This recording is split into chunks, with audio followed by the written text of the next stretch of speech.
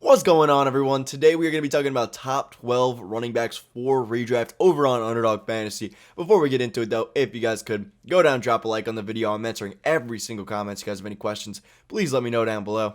And subscribe to the channel. It is the #1 way to support me. It's completely free, and you can always change your mind later. With that, though, guys, let's hop right into it with our first player, and this should be no surprise to anyone. It's Christian McCaffrey, somebody with the highest ceiling out of any of these running backs. In fact, Christian McCaffrey had the second best fantasy football season for a running back of all time, only behind 2006 LaDainian Tomlinson.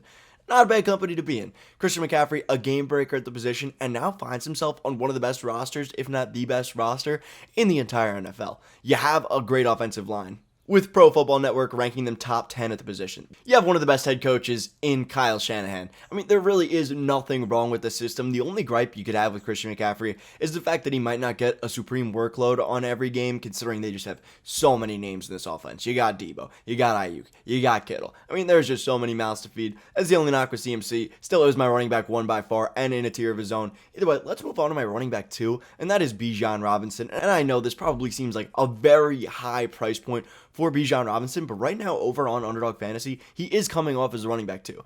And it's really not hard to see why. He lands himself with the 8th overall pick to the Atlanta Falcons, a team that wants to run the ball down your throat in this Arthur Smith system, so I'm really not surprised Bijan is getting all the hype that he is getting. I mean, this is the best running back prospect since Saquon Barkley. He's a phenomenal prospect with really no knocks on his profile. He has excellent vision. He has the prototypical 3-down workhorse back type of build. There really is nothing wrong with Bijan Robinson. He's one of the most flawless prospects you could ask for. And that's why he is going at the 107 right now over on Underdog Fantasy. Can't necessarily say I blame him. He did have over 100 missed tackles, which is the first time in the PFF era that's happened in a collegiate season. I'm drafting some Bijan Robinson here, but generally I would prefer the wide receivers like Stephon Diggs and A.J. Brown. When you get to the range of 110, sure, I'll take him. But where he's going right now, I can't necessarily say I would take him. Either way, let's move on to my next player, and that is Austin Ekeler. I think Austin Ekeler, another great running back in a great offense. I mean, we have seen how much Justin Herbert relies on Austin Ekeler in this passing game. Just last season, Austin Ekeler had 127 targets and 107 receptions, which ranked him 19th in the entire NFL in terms of targets, behind guys like Amari Cooper just slightly, but ahead of Mike Evans. So this is somebody who's going to be heavily utilized in the passing game, and that's exactly what you like to see for somebody who isn't a 300 attempt type of running back. I mean, this is somebody who can go out and drop 30 points on a given week, especially the offense he's in. We should expect to see some touchdown regression from Austin Ekeler, as he had 18 and 20 touchdowns over the last 2 seasons. This is a touchdown machine. Even if he gets 12 touchdowns, you are happy at the position. Either way, let's move on to my running back 4, and that is Saquon Barkley. And I know having Saquon Barkley over Jonathan Taylor might seem like a little bit of a hot take, but I do have Saquon Barkley over Jonathan Taylor, and that might be some Giants bias coming out. But Saquon Barkley is a better pass catcher than Jonathan Taylor. I think we've seen that over the course of Saquon Barkley's career. Also, Saquon Barkley finds himself with arguably the best offensive line in his entire career. I mean, we have John Michael Schmitz coming in, finally shoring up that center position. And then you have Evan Neal on the right side, who should hopefully improve. I mean, he was one of the worst right tackles. Anything would be an improvement from Evan Neal. So we should see this offensive line get better. And also, we have a lot more stability at quarterback now. Daniel Jones, year 2 in this system. I think it will be a lot better for Saquon Barkley in the long term. Either way, let's move on to Jonathan Taylor here. I think Jonathan Taylor is a great running back in his own right.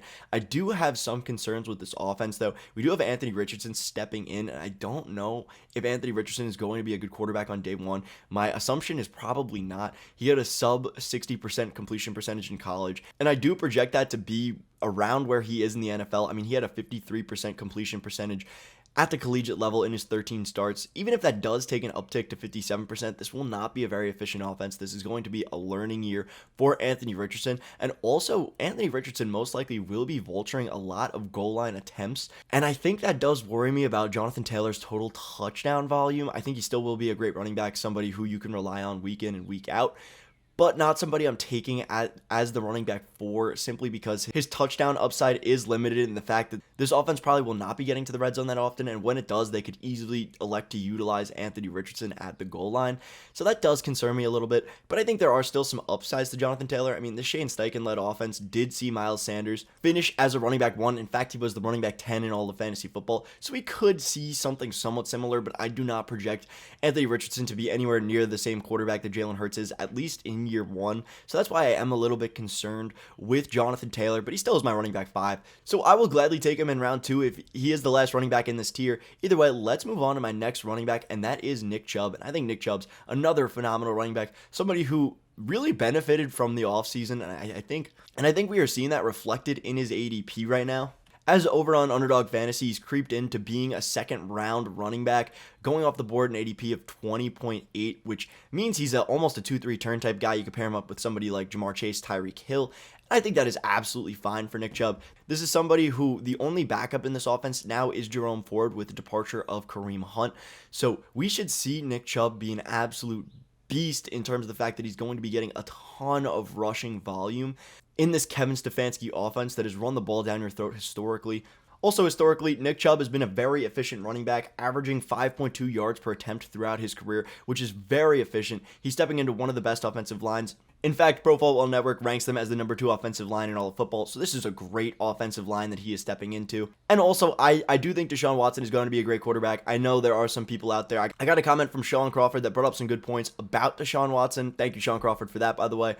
That he might not be an elite quarterback. I still do think he will be an elite quarterback at the NFL level, but there are some question marks with Deshaun Watson long term. So that is really the main gripe with Nick Chubb. Will this offense be great? But even still, we've seen Nick Chubb perform with these quarterbacks who are not that great. I mean, you've had Baker Mayfield, you've had Jacoby Brissett, and Nick Chubb still found a way to get it done. There really are no question marks with Nick Chubb as a player. He's going to be great. He's going to average over 5 yards a carry this season, and he's probably going to get double-digit touchdowns as well, averaging a little over 10 touchdowns in his career. So I love Nick Chubb here. I think he's a good pick over at the 2-3 turn.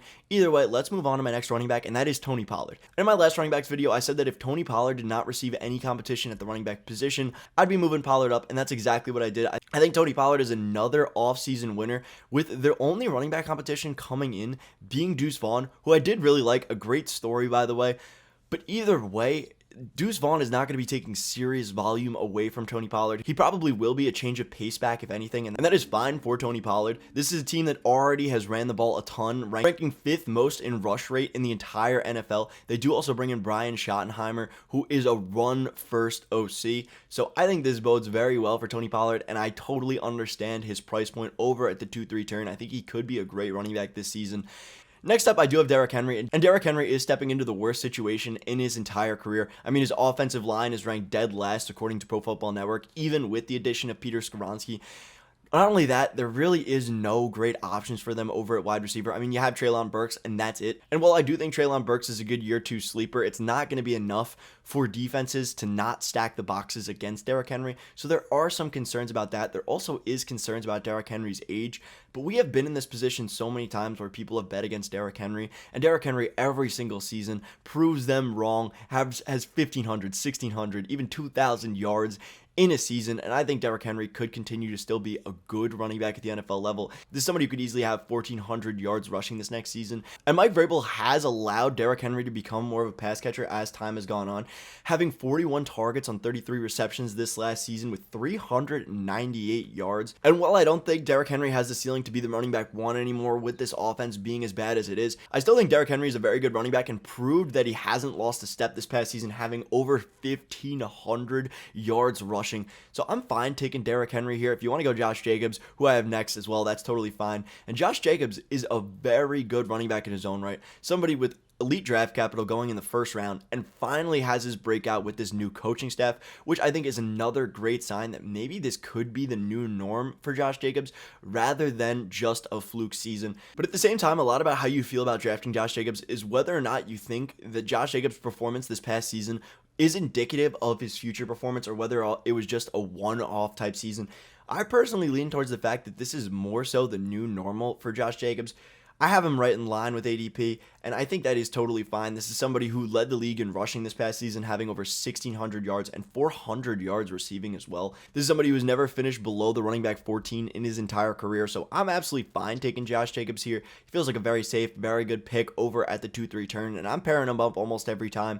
You can get Justin Jefferson, Derrick Henry, and Josh Jacobs in your first 3 rounds, and I think that is a phenomenal combination to have going forward. Either way, let's move on to our next player, and that is Breece Hall. And I think Breece Hall is another great running back. I mean, this is somebody who absolutely dominated when he was given the ball in a Zach Wilson-led offense. And now that he has Aaron Rodgers, it should be even better for him, as this is somebody who was looking to be a league winner before his torn ACL during the middle of the season. And that is the one concern and why I do have Breece Hall lower. A lot of times you do see these running backs come off a torn ACL and not be their same selves. I mean, look at J.K. Dobbins this past season. It took him almost a full season to finally get healthy and be a great running back. But at the same time, Breece Hall is a very, very young running back, somebody who, if I'm betting on anybody to come back from a clean ACL tear, it is going to be Breece Hall. That's why I still do have him ranked as my running back 10.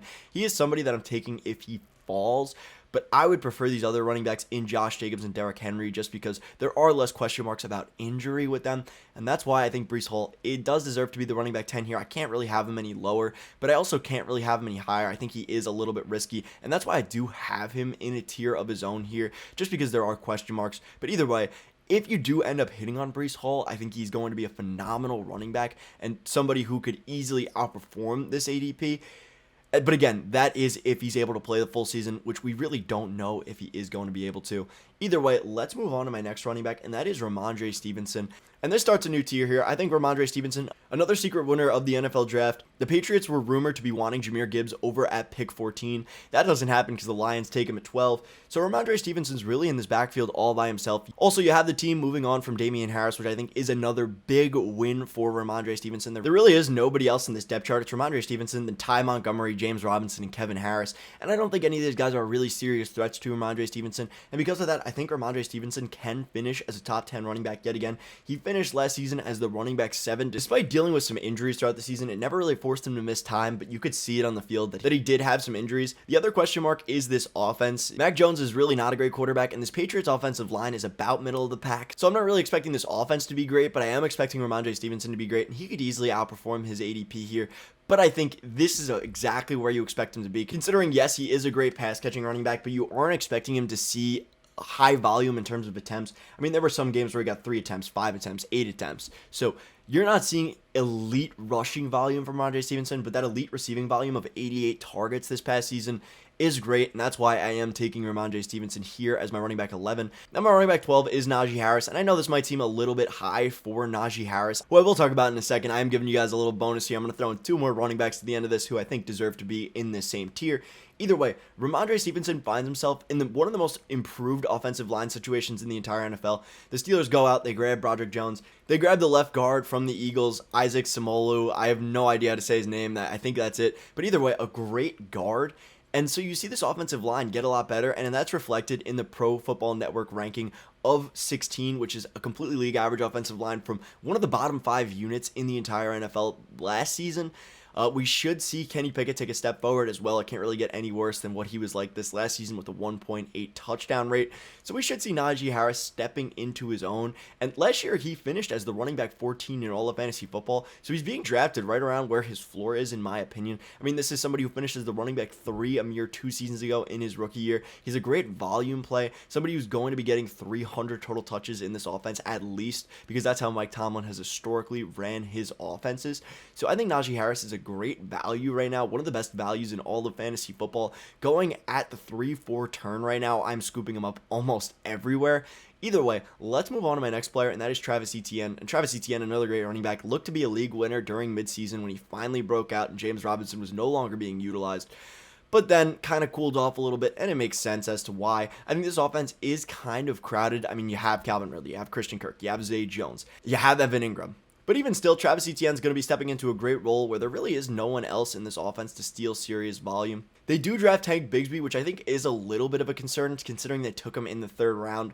But I think Tank Bigsby will be more of a change of pace back, at least in his rookie season. So that's why I do have Najee Harris over Travis Etienne here. Let me know down below what you guys think, because I know a lot of people are taking Etienne over Najee. Either way, let's move on to my last player, and that is Jahmyr Gibbs. I think Jahmyr Gibbs absolutely deserves to be in this tier. This is somebody who finds himself in one of the best situations in the NFL. Pro Football Network ranks him as the 3rd best offensive line in the entire NFL. Jahmyr Gibbs, an elite prospect, somebody who went 12th overall in the draft, and you can see the video of the Lions celebrating. I mean, they were so happy to go out and get Jahmyr Gibbs. This is somebody who's going to be an elite pass catcher, stepping into a DeAndre Swift type of role, where DeAndre Swift had 78 and 70 targets the past 2 seasons, which I think think is a bar Jahmyr Gibbs can easily clear, especially considering DeAndre Swift did that while missing 3 games apiece over the past 2 seasons. Jahmyr Gibbs could easily clear 100 targets here, and I could be eating my words, and Jahmyr Gibbs could be a top 10 running back.